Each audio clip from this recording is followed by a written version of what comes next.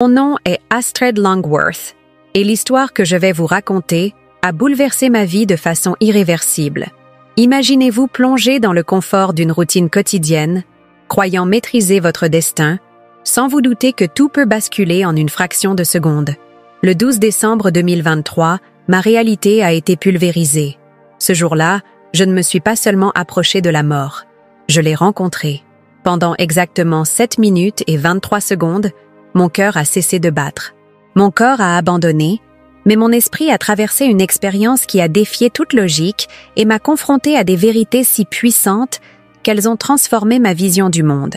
Ces révélations, je me sens aujourd'hui obligée de les partager, car elles ne m'appartiennent pas, elles sont destinées à chacun de nous. Jusqu'à cette journée fatidique, j'avais ce que beaucoup qualifieraient de vie idéale. J'étais une cadre dynamique dans une entreprise de marketing de Seattle. Mon calendrier était rempli de réunions, de projets ambitieux et de réussites professionnelles. Je fréquentais l'église, me proclamais chrétienne et pensais avoir trouvé un équilibre entre vie spirituelle et matérielle. Pourtant, avec le recul, je me rends compte que ma foi n'était qu'une façade, un rituel vidé de son essence. Je cochais les cases d'un christianisme convenu, mais je ne vivais pas vraiment pour le Christ. Ma réussite, mes priorités et ma vision de la vie étaient entièrement ancrées dans ce monde. Ce matin-là, comme tous les autres, j'avais sauté hors du lit, café à la main, prête à affronter une journée bien remplie. Une réunion cruciale avec un client majeur m'attendait, et je voulais m'assurer que rien ne soit laissé au hasard. Mon esprit débordait de stratégies de présentation, de chiffres de performance et de plans de croissance. La pluie fine qui s'abattait sur Seattle n'était qu'un décor familier. J'avais parcouru ces rues des centaines de fois. Mes essuie-glaces allaient et venaient en rythme, et ma radio murmurait en arrière-plan. En approchant de l'intersection de Pine et Fifth Avenue, je ne pouvais pas imaginer que quelques secondes allaient suffire pour tout changer. Le moment où tout bascula reste gravé dans ma mémoire comme un flash éblouissant. Je me souviens d'un éclat rouge vif. Le feu rouge franchi par un autre véhicule, puis un bruit sourd, métallique, assourdissant. Mon monde se brisa en un instant. Le choc fut si violent que la douleur, bien qu'intense, sembla disparaître presque instantanément. Ce fut un moment suspendu, un néant insondable. Puis, plus rien. Quand j'ai ouvert les yeux, si je peux vraiment appeler cela « ouvrir les yeux », je n'étais plus dans mon corps. Je me voyais de haut, comme une observatrice étrangère à ma propre existence. Mon esprit essayait de rationaliser ce que mes sens percevaient. La carcasse tordue de ma voiture, les lumières clignotantes des véhicules de secours, les visages concentrés des paramédics qui s'affairaient autour de mon corps inerte. Tout semblait à la fois incroyablement réel et complètement irréel. Pourtant, ce qui me frappa le plus fut cette sensation profonde de paix. Pas une paix ordinaire, mais une qui transcende toute compréhension humaine, comme si le poids du monde entier s'était évaporé en un instant. Alors que je flottais dans cet état, je réalisais que les limites du temps et de l'espace semblaient s'effondrer. Chaque détail de la scène terrestre devant moi était d'une clarté étonnante, mais ma conscience s'élargissait, attirée par quelque chose de beaucoup plus grand. Lentement, le monde que je connaissais commença à s'estomper, comme une image qui se dissout dans la lumière. Ce qui émergea alors devant moi était une lumière d'une intensité indescriptible. Ce n'était pas seulement une lumière visible. Elle vibrait, pulsait d'une énergie vivante, débordante d'amour, de connaissance et de puissance. En avançant vers elle, j'entendis une mélodie céleste, un chant d'une beauté à couper le souffle, comme si des milliers de voix s'unissaient en une harmonie parfaite. Certaines paroles semblaient familières, comme des langues terrestres, tandis que d'autres appartenaient à un langage que je ne pouvais pas comprendre, mais qui touchait mon âme à un niveau profond. Cette musique était plus qu'un son. Elle semblait émaner directement de la lumière elle-même, m'enveloppant d'une chaleur et d'un réconfort inexplicables. Et c'est là que je l'ai vu, Jésus-Christ. Sa présence surpassait tout ce que j'avais jamais connu ou même imaginé. Il ne ressemblait pas à une simple image religieuse ou à une vision abstraite. Il était réel, tangible, et sa présence remplissait tout l'espace, chaque recoin de mon être. Ses yeux étaient la chose la plus marquante. Ils portèrent le poids de l'éternité, un mélange de justice infinie et de compassion sans limite, Quand il me regarda, je sentis qu'il me connaissait complètement, pas seulement mes actions ou mes pensées, mais chaque fibre de mon existence, chaque moment de ma vie. « Astrid », dit-il, et sa voix résonna en moi, pas seulement comme un son, mais comme une vérité absolue qui pénétrait jusqu'à la moelle de mon âme. « Il y a des choses que tu dois voir, des vérités que tu dois partager. » À cet instant, je compris que ma vie ne serait plus jamais la même. Un mélange d'anticipation et d'humilité m'envahit. Alors que Jésus m'invitait à avancer, je sentais que j'étais sur le point de découvrir des révélations qui changeraient non seulement ma vie, mais qui auraient aussi des implications pour quiconque serait prêt à écouter. Ce qui allait suivre n'était pas une simple vision. C'était une plongée dans une réalité divine qui défiait tout ce que j'avais jamais cru connaître. Ce que Jésus me montra ensuite allait me terrifier, me briser et me transformer à jamais. Mais pour comprendre ces vérités, il fallait d'abord que je sois prête à abandonner tout ce que je pensais savoir. Le voyage ne faisait que commencer. Alors que je continuais à avancer dans cette lumière vivante, une paix profonde m'envahissait. Mais je ressentais aussi un pressentiment. Jésus, toujours devant moi, me regardait avec une intensité qui transcendait les mots. « Il est temps que tu comprennes ce qui va arriver », dit-il. Ces paroles résonnèrent à travers mon être, m'imprégnant d'une conscience aiguë de l'importance de ce que j'allais voir. Ce fut alors comme si mon esprit avait été transporté dans un espace où le temps et l'espace n'existaient en plus. Je n'observais pas simplement des visions. Je vivais les événements qu'il me montrait. Je me retrouvais dans un futur proche, mais méconnaissable. Les rues que je voyais étaient bordées de technologies futuristes. Des écrans interactifs projetèrent des messages promettant un monde plus sûr, plus connecté, plus harmonieux. Des publicités vantaient un progrès révolutionnaire. Un minuscule implant, une puce qui se logerait sous la peau, dans la main ou le front. La promesse de cet implant était irrésistible. Les annonces affirmaient qu'il éliminerait les vols d'identité, mettrait fin aux fraudes financières et simplifierait les transactions. Les parents étaient particulièrement ciblés. La puce garantirait la sécurité de leurs enfants, offrant un moyen infaillible de les localiser en cas de danger. Les campagnes publicitaires montraient des familles heureuses, des enfants souriants et un monde sans peur. « Regarde attentivement », dit Jésus. Sa voix, bien que douce, portait une gravité que je ne pouvais ignorer. Alors que je continuais à observer, les implications de cette technologie devinrent claires. Ce qui avait commencé comme une option volontaire se transforma rapidement en une exigence. Tout d'abord, les employés du gouvernement furent encouragés à adopter cet implant, présenté comme un moyen de rationaliser leur travail et d'améliorer leur sécurité. Ensuite, les grandes entreprises commencèrent à l'exiger de leurs employés, arguant qu'il s'agissait d'une norme indispensable pour accéder aux locaux ou aux informations sensibles. Puis vinrent les citoyens ordinaires. La transition fut insidieuse. Au début, l'implant était vanté comme un outil pratique, mais bientôt, il devint le seul moyen d'accéder à des services essentiels, acheter de la nourriture, payer un loyer ou même recevoir des soins médicaux. Ceux qui refusèrent la puce étaient d'abord marginalisés, puis complètement exclus. J'ai vu des gens confrontés à des dilemmes déchirants, accepter l'implant ou voir leurs enfants souffrir de la faim. Ce qui était le plus troublant dans cette vision, c'était la manière dont tout était présenté. Il n'y avait pas de force brute, pas de coercition brutale. Les gens n'étaient pas obligés de se conformer par la peur, mais séduits par des promesses de commodité et de sécurité.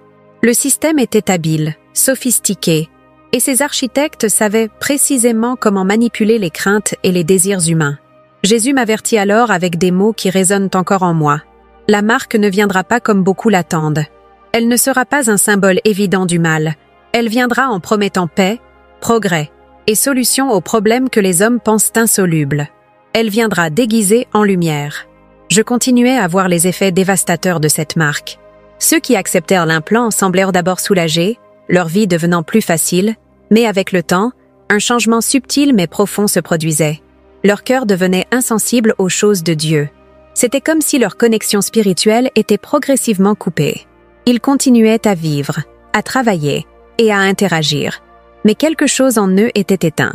Ce qui me brisa le cœur, c'était de voir des chrétiens, des gens qui avaient étudié les Écritures et attendu les prophéties, se laisser tromper. Ils n'avaient pas reconnu la marque parce qu'elle ne ressemblait pas à ce qu'ils avaient imaginé. Ils s'attendaient à un mal évident, à un choix clair entre Dieu et Satan, mais ce n'était pas ainsi que cela se présentait. « Dis-leur, dit Jésus, que ce système ne semblera pas hostile.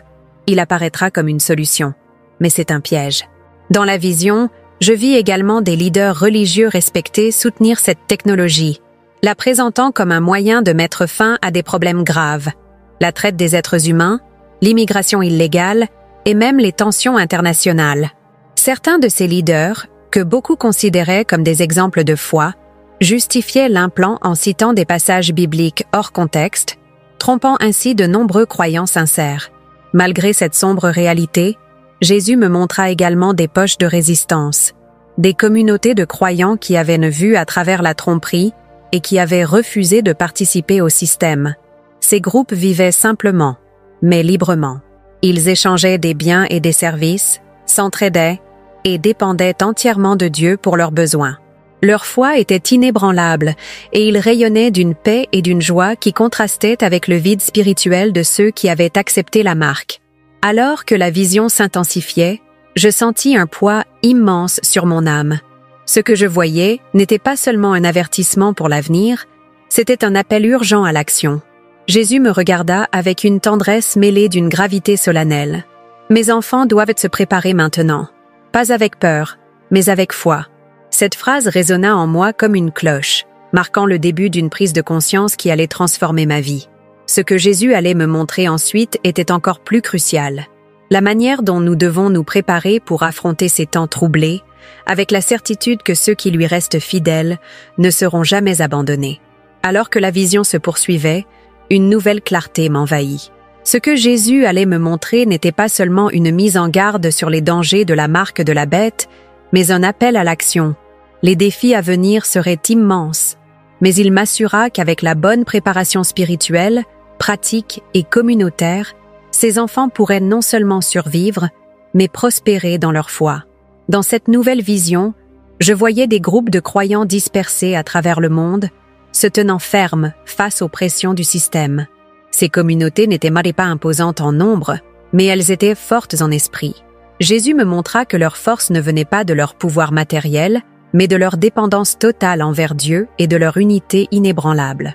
La première chose que Jésus souligna fut l'importance de renforcer notre relation personnelle avec lui. « Sans moi, ils ne peuvent rien faire », dit-il. Ces paroles résonnaient avec une telle vérité que je savais qu'elles étaient fondamentales.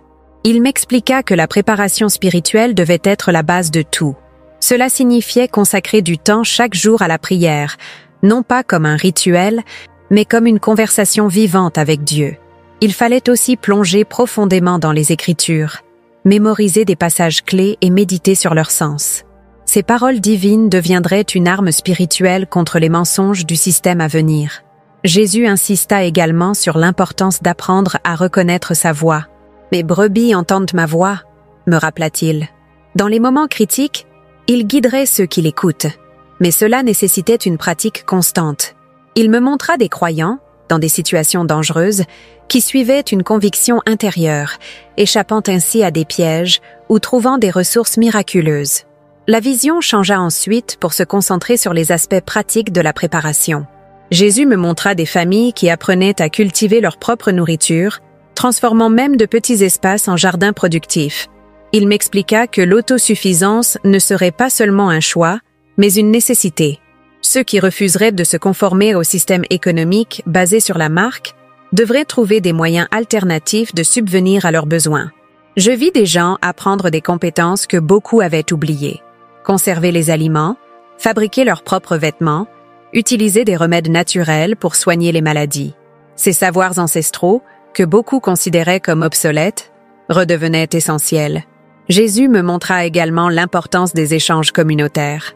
Dans les visions, des croyants s'échangeaient des biens et des services sans argent, créant un système économique parallèle, fondé sur la confiance et le soutien mutuel. Mais cette préparation ne concernait pas uniquement les besoins physiques. Jésus insista sur l'importance de bâtir des communautés fortes et unies. Ils ne peuvent pas traverser cela seuls, dit-il. La foi partagée, l'encouragement mutuel et la responsabilité collective seraient essentiels pour résister à la pression de se conformer. Je voyais des groupes de croyants se rassembler pour prier, partager des repas simples et se soutenir dans les moments de doute. Cependant, la préparation communautaire allait au-delà des cercles spirituels. Jésus me montra des croyants établissant des réseaux de communication alternatifs pour rester en contact sans dépendre des systèmes technologiques contrôlés par le monde. Ces réseaux, bien que rudimentaires, étaient incroyablement efficaces, permettant aux communautés de rester connectées même face à des restrictions sévères. La vision devint plus personnelle alors que Jésus me montra une vérité difficile à accepter. La persécution viendrait, et elle ne serait pas limitée à une pression extérieure.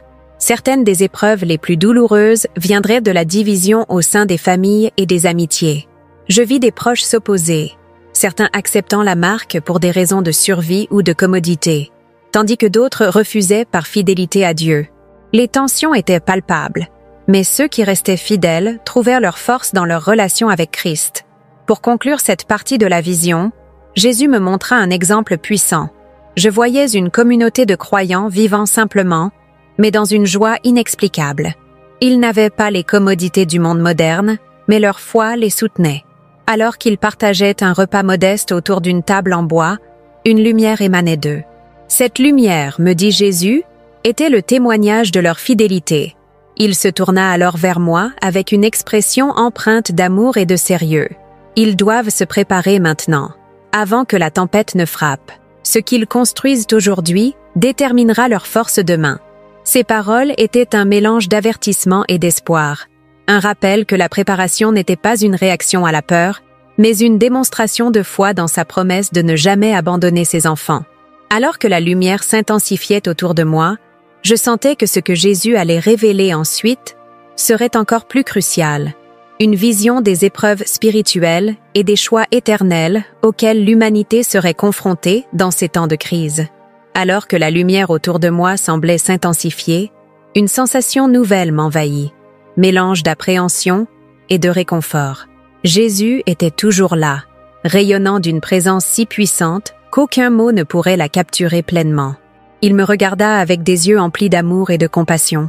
Ce que je vais te montrer maintenant est difficile, mais il est essentiel que tu comprennes. Je fus transporté dans une nouvelle vision, où les épreuves que les croyants allaient affronter semblaient insurmontables. Les scènes qui se déroulaient devant moi montraient un monde profondément transformé, où refuser de se conformer au système dicté par la marque de la bête signifiait être ostracisé, discriminé et, dans certains cas, persécuté. Les personnes qui refusaient l'implant voyaient leurs ressources coupées. Elles ne pouvaient plus acheter de nourriture, obtenir des soins médicaux ou même accéder à leur propre compte bancaire. Ce qui me bouleversa le plus, ce fut de voir des familles divisées par ces choix. J'observais des parents pleurant sur leurs enfants, des conjoints séparés par des décisions opposées.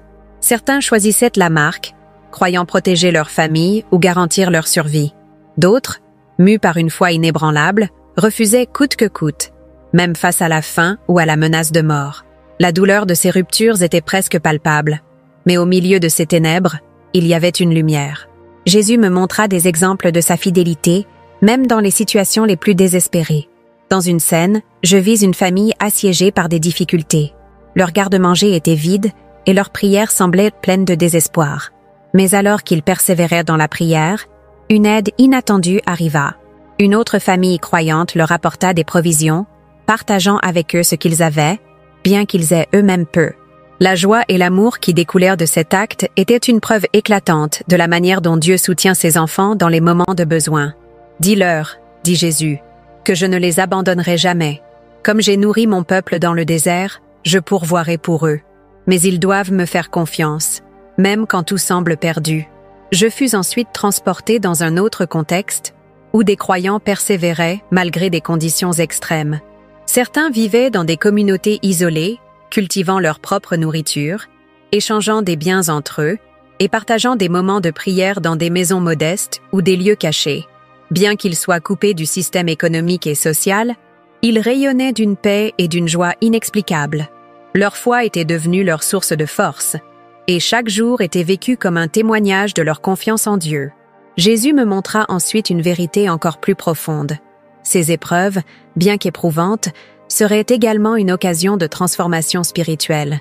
Les temps difficiles révéleraient une foi authentique, une foi qui ne dépend pas des circonstances matérielles ou des conforts de ce monde.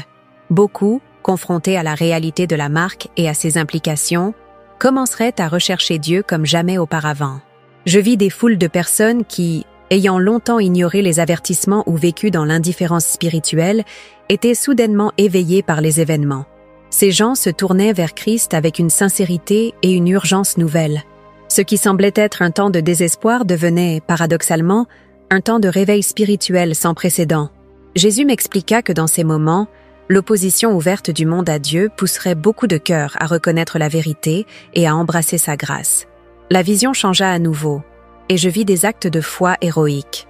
Des croyants faisaient face à la persécution avec une sérénité surnaturelle. Certains acceptaient même la mort avec une paix qui défiait toute compréhension. Leur témoignage devenait une source d'inspiration pour ceux qui hésitaient encore. Jésus me montra que leur sacrifice, bien que douloureux, n'était pas vain. Chaque acte de fidélité touchait des cœurs, allumait des flammes de foi dans des endroits où tout semblait perdu. Mais Jésus ne me montra pas seulement des souffrances. Il insista sur l'espérance qui sous-tendrait tout cela. Dis-leur que cette vie n'est pas la fin. Chaque sacrifice qu'ils feront ici-bas aura une récompense éternelle. La gloire qui les attend dépassera de loin toutes les douleurs de ce monde. Il me montra une vision de la vie éternelle, où les fidèles se tenaient en présence de Dieu, leurs visages illuminés par une joie indescriptible. Tous les sacrifices terrestres, toutes les épreuves qu'ils avaient à traverser semblaient insignifiants comparés à la gloire de cet instant. Enfin, Jésus me regarda avec une intensité qui semblait pénétrer jusqu'à mon âme. Ils doivent savoir que je suis avec eux, même dans les moments les plus sombres. Je suis leur lumière, leur guide et leur refuge. Qu'ils ne craignent pas, car je suis fidèle et je reviendrai. Ces paroles résonnaient en moi alors que la vision s'estompait lentement. Ce que Jésus allait me montrer ensuite n'était pas seulement une promesse de sa fidélité, mais un appel à agir, à se préparer spirituellement et pratiquement pour les temps difficiles à venir. Alors que la vision continuait, une nouvelle urgence se fit sentir. Jésus m'avait montré la réalité des épreuves et l'espérance qu'il offre, mais ce qu'il allait révéler maintenant était tout aussi crucial. La nécessité absolue du discernement spirituel. Mes enfants doivent apprendre à distinguer la vérité du mensonge, dit-il avec une intensité qui me pénétra jusqu'à l'âme. Je fus transporté dans une scène où des foules de gens semblaient avancer dans une même direction, leurs visages illuminés par un mélange d'enthousiasme et d'espoir. Ils étaient attirés par ce qui semblait être une grande innovation technologique, une solution à tous leurs problèmes. Des slogans lumineux vantaient les mérites d'un monde plus sûr, plus efficace, plus harmonieux grâce à l'adoption de la technologie de la marque. Une vie simplifiée, plus de vol d'identité, une sécurité totale pour vos enfants. Ces messages étaient omniprésents, hypnotiques. Mais Jésus me montra ce que beaucoup ne pouvaient voir. Derrière les promesses de progrès se cachèrent des chaînes invisibles. La marque n'était pas simplement un outil technologique. Elle symbolisait une allégeance spirituelle, un renoncement à la souveraineté de Dieu pour placer sa foi dans un système humain. Les gens n'étaient pas forcés à l'accepter. Ils la désiraient, séduits par son apparence inoffensive et son utilité pratique. « Regarde bien », dit Jésus, et la scène se concentra sur des croyants. Certains étaient préparés, armés d'un discernement spirituel qui les empêchait de se laisser tromper. Ils reconnaissaient les subtilités des mensonges et refusaient fermement de participer, même au prix de grandes difficultés. Mais d'autres, bien que sincères dans leur foi, étaient piégés par leur manque de compréhension. Ils pensaient que la marque serait évidente, un symbole ouvertement maléfique. Ils s'attendaient à quelque chose de spectaculaire, comme dans les films ou les récits populaires, et furent pris au dépourvu par la subtilité de la tromperie. Jésus me montra ensuite comment ce discernement pouvait être cultivé. « Ma parole est la clé », dit-il. Ceux qui passent du temps dans les Écritures, qui les méditent et les appliquent, auront la lumière pour voir à travers les ténèbres. Mais ceux qui s'appuient sur leur propre compréhension ou sur les enseignements superficiels risquent d'être égarés. Dans une autre scène, je vis des chrétiens confrontés à des dilemmes. On leur demandait de prouver leur loyauté au système pour obtenir des avantages, comme un emploi ou des soins médicaux. Beaucoup hésitaient, leur esprit embrouillé par des arguments logiques et des justifications pragmatiques. Les voix de leur entourage, y compris celles de figures religieuses influentes, les encourageaient à accepter. Ces leaders disaient Ce n'est qu'une technologie, rien de plus. Dieu ne vous condamnera pas pour cela. Mais ceux qui avaient un discernement spirituel voyaient au-delà de ces paroles. Ils savaient que ce n'était pas seulement une question de technologie, mais de ce qu'elle représentait, une confiance placée dans un système humain au lieu de Dieu. Ils reconnaissaient que la marque était subtile, déguisée en progrès, et que son acceptation était un choix spirituel avant tout. Jésus insista sur le rôle du Saint-Esprit dans ce discernement. « Mon esprit guidera ceux qui écoutent. » Mais pour entendre sa voix, ils doivent apprendre à se taire, à se retirer du bruit du monde et à rechercher ma présence. Je vis des croyants dans des moments de prière profonde, demandant à Dieu de leur montrer la vérité. Ces moments les fortifiaient, leur donnant une paix et une clarté que le monde ne pouvait pas comprendre. Il me montra aussi le rôle des prophéties bibliques. Beaucoup étudient les prophéties, mais sans compréhension spirituelle. Ils cherchent des signes visibles, des preuves tangibles, et manquent les vérités subtiles que j'ai révélées dans ma parole. Il me rappela que les prophéties ne sont pas seulement des prédictions, mais des appels à la vigilance, des outils pour discerner les temps dans lesquels nous vivons. Dans une autre vision, Jésus me montra les dangers de la complaisance spirituelle. Beaucoup de croyants vivaient dans un confort qui les rendait aveugles aux réalités spirituelles. Ils allaient à l'église, suivaient les rituels, mais leur foi était superficielle. Cette absence de profondeur les rendait vulnérables à la tromperie.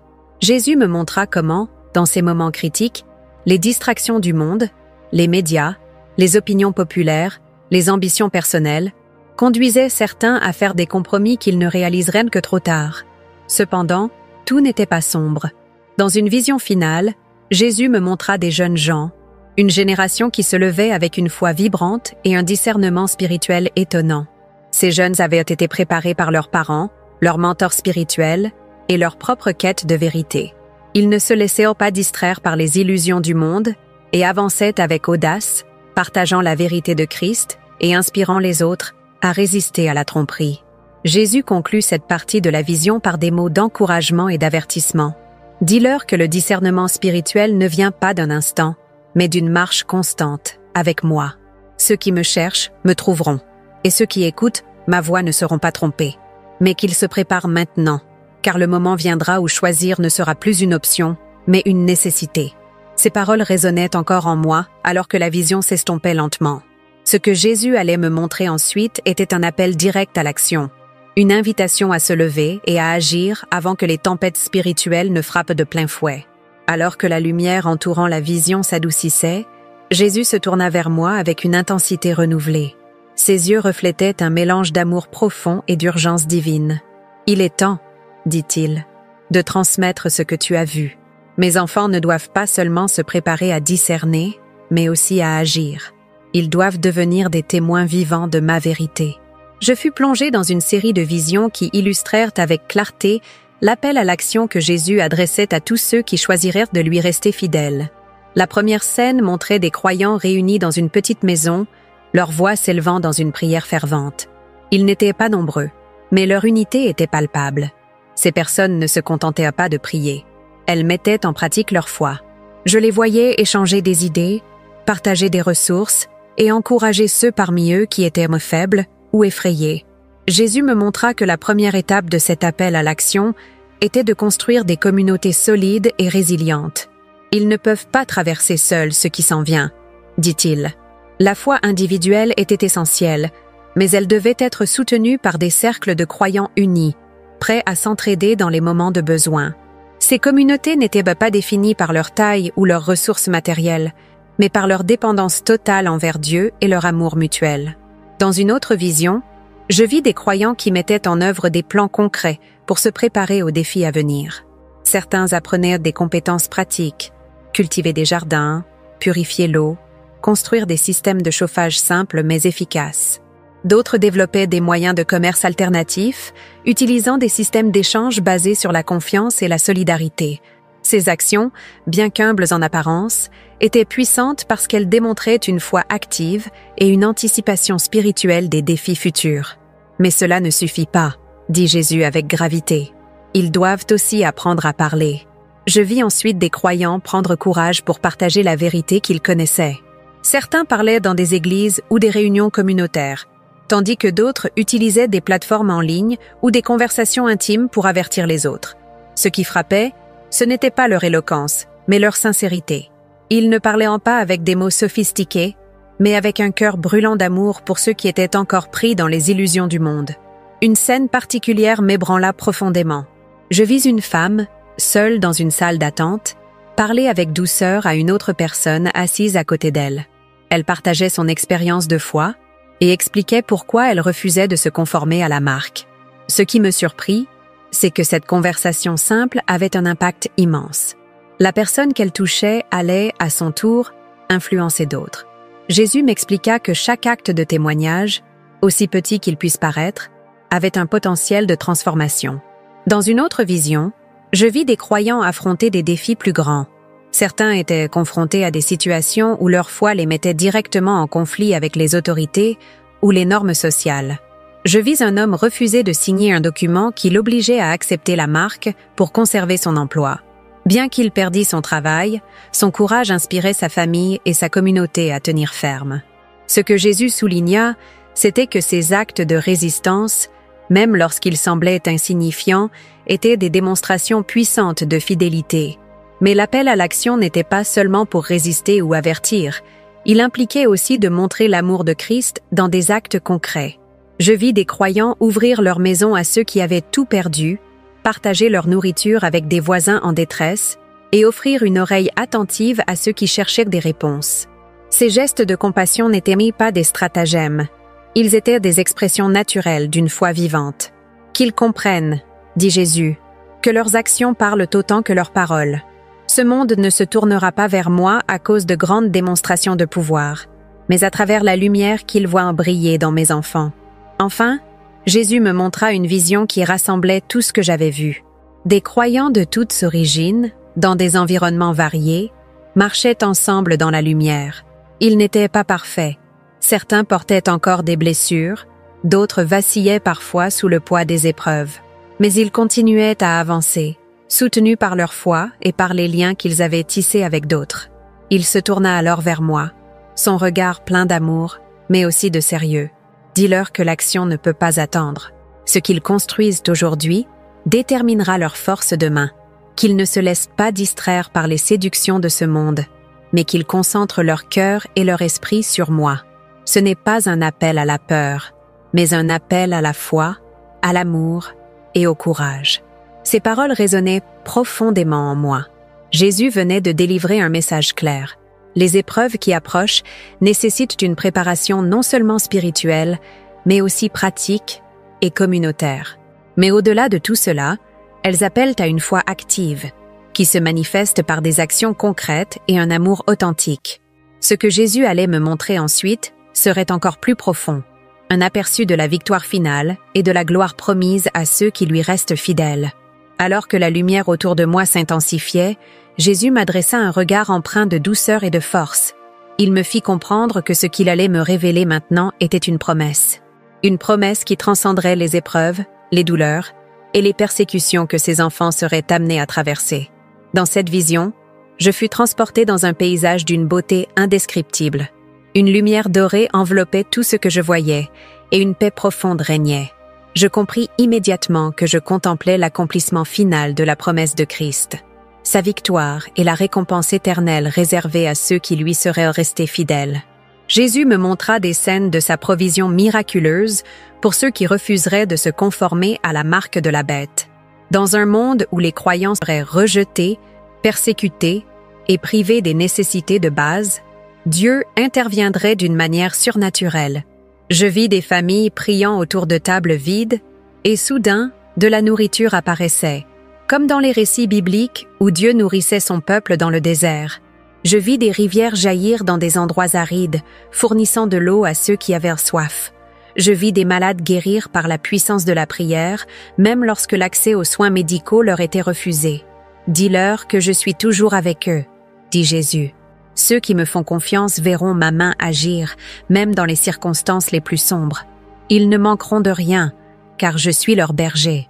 Mais cette promesse n'était pas uniquement matérielle. Jésus me montra des communautés de croyants qui, malgré la pression et l'adversité, rayonnaient d'une paix surnaturelle. Leur foi inébranlable et leur unité devenaient une lumière dans les ténèbres. Ces communautés n'étaient pas définies par leurs ressources ou leur pouvoir, mais par leur dépendance totale envers Dieu et leur amour les uns pour les autres. Une scène particulièrement émouvante montra un groupe de jeunes croyants rassemblés dans un lieu secret pour adorer et prier. Ils étaient entourés d'un monde hostile, mais leur joie et leur foi remplissaient l'air d'une chaleur presque tangible. Je compris que Jésus voulait souligner un point crucial. Les moments de persécution seraient aussi des moments de réveil spirituel. Là où les ténèbres semblaient dominer, la lumière de Christ brillerait encore plus intensément. Ce sera un temps de grandes épreuves, dit Jésus, mais aussi un temps de grande récolte. Beaucoup, voyant la vérité, se tourneront vers moi. Les tribulations révéleront la fausseté du monde et la beauté de ma grâce. La vision changea alors pour montrer des scènes de courage héroïque. Je vis des croyants refuser de se compromettre, même face à des conséquences extrêmes. Certains perdaient leur emploi, d'autres étaient emprisonnés, et certains donnaient même leur vie pour leur foi. Mais chacun d'eux portait une paix surnaturelle, une conviction que rien, pas même la mort, ne pouvait les séparer de l'amour de Christ. Ce qui était encore plus puissant, c'était l'impact de ces actes de fidélité. Chaque sacrifice devenait un témoignage vivant, inspirant d'autres à se tenir fermes dans leur foi. Je vis des familles entières revenir à Dieu en voyant la fidélité d'un seul membre. Je vis des communautés grandir en force et en nombre, alimentées par la foi inébranlable de ceux qui refusaient de céder à la pression. Jésus me montra ensuite l'accomplissement final de sa promesse. Une lumière d'une intensité indescriptible inonda la vision, et je vis des foules innombrables se rassembler devant son trône. Leurs visages rayonnaient d'une joie pure, une joie qui transcendait toute compréhension terrestre. Ces gens étaient ceux qui avaient persévéré, ceux qui avaient refusé la marque, ceux qui avaient choisi Christ au lieu des commodités temporaires de ce monde. « Voici ma promesse, » dit Jésus. « Ceux qui endurent jusqu'à la fin seront sauvés. Ce qu'ils auront traversé ici-bas ne sera rien comparé à la gloire qui les attend. » Dans cette vision finale, Jésus me montra comment chaque douleur, chaque sacrifice et chaque larme étaient transformés en une gloire éternelle. Les croyants se tenaient en sa présence, entourés d'un amour et d'une paix inimaginables. Toutes les souffrances de ce monde semblaient insignifiantes face à l'accomplissement de cette promesse divine. Alors que la lumière de la vision commençait à s'estomper, Jésus se tourna vers moi une dernière fois. « Dis-leur de ne pas perdre courage. Peu importe ce qu'ils affrontent, je suis avec eux. Je les guiderai, je les soutiendrai, et je les conduirai à la victoire. Ce n'est pas un chemin facile, mais c'est un chemin qui mène à la vie éternelle. » Ces paroles résonnaient en moi comme une ancre, un rappel que même dans les moments les plus sombres, l'espérance en Christ est une lumière qui ne s'éteindra jamais. Ce que Jésus allait me montrer ensuite serait un dernier appel à la préparation, une invitation à vivre dès aujourd'hui dans la fidélité et la vérité. Alors que la vision touchait à sa fin, une clarté saisissante m'envahit. Ce que Jésus m'avait montré n'était pas seulement un avertissement ou une révélation des défis à venir, mais une promesse inébranlable de sa victoire et de son retour. Cependant, cette promesse n'était pas seulement destinée à rassurer, elle portait aussi un appel urgent à la préparation, un rappel que la foi véritable demande engagement, courage et obéissance. La lumière autour de moi devint éclatante, et Jésus me regarda avec une intensité indescriptible. « Astrid, dit-il, le chemin qui mène à la vie éternelle est étroit, mais il est ouvert à tous ceux qui choisissent de me suivre. Dis-leur que le temps est venu de se préparer. Ce qu'ils font aujourd'hui déterminera leur force pour les jours à venir. » Alors que la lumière de la vision commençait à s'estomper, Jésus se tourna vers moi une dernière fois. « Dis-leur de ne pas perdre courage. Peu importe ce qu'ils affrontent, je suis avec eux. Je les guiderai, je les soutiendrai et je les conduirai à la victoire. Ce n'est pas un chemin facile, mais c'est un chemin qui mène à la vie éternelle. » Ces paroles résonnaient en moi comme une ancre, un rappel que même dans les moments les plus sombres, l'espérance en Christ est une lumière qui ne s'éteindra jamais. Ce que Jésus allait me montrer ensuite serait un dernier appel à la préparation, une invitation à vivre dès aujourd'hui dans la fidélité et la vérité. Alors que la vision touchait à sa fin, une clarté saisissante m'envahit. Ce que Jésus m'avait montré n'était pas seulement un avertissement ou une révélation des défis à venir, mais une promesse inébranlable de sa victoire et de son retour. Cependant, cette promesse n'était pas seulement destinée à rassurer. Elle portait aussi un appel urgent à la préparation, un rappel que la foi véritable demande engagement, courage et obéissance. La lumière autour de moi devint éclatante, et Jésus me regarda avec une intensité indescriptible. « Astrid, dit-il, le chemin qui mène à la vie éternelle est étroit, mais il est ouvert à tous ceux qui choisissent de me suivre. Dis-leur que le temps est venu de se préparer. Ce qu'ils font aujourd'hui déterminera leur force pour les jours à venir. » Jésus insista sur l'importance de ses choix. Dis-leur que chaque décision, petite ou grande, compte. Ce qu'ils choisissent aujourd'hui prépare leur cœur pour ce qu'ils devront affronter demain. Ceux qui choisissent de me faire confiance, même dans les petites choses, trouveront la force de résister lorsque l'épreuve viendra. La vision changea alors pour montrer la puissance de la préparation spirituelle. Je vis des croyants se plonger dans la prière, mémoriser les Écritures et enseigner leurs enfants à reconnaître la voix de Dieu. Ces actions, bien qu'humbles en apparence, étaient des pierres angulaires de leur foi.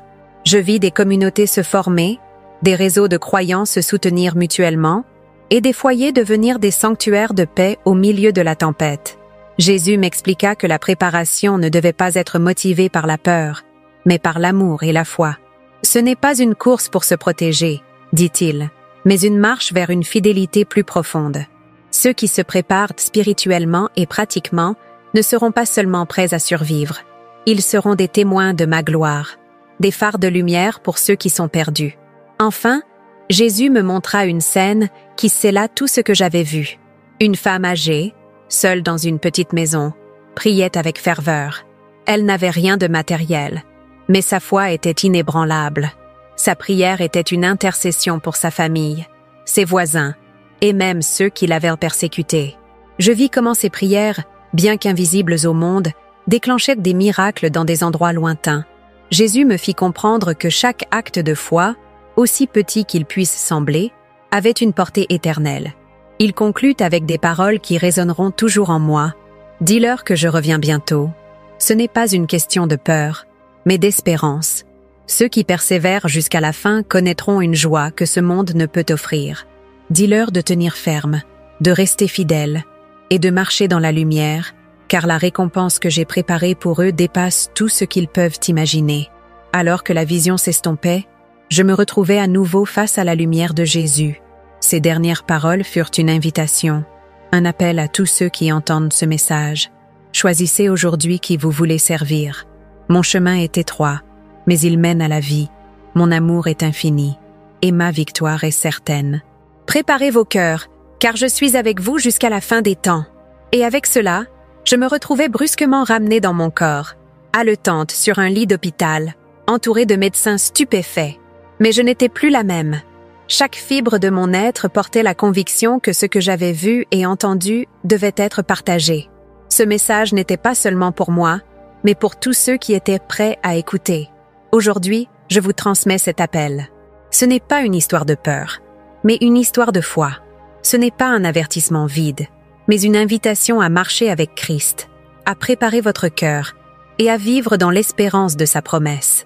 La victoire est déjà assurée, et le choix est le nôtre.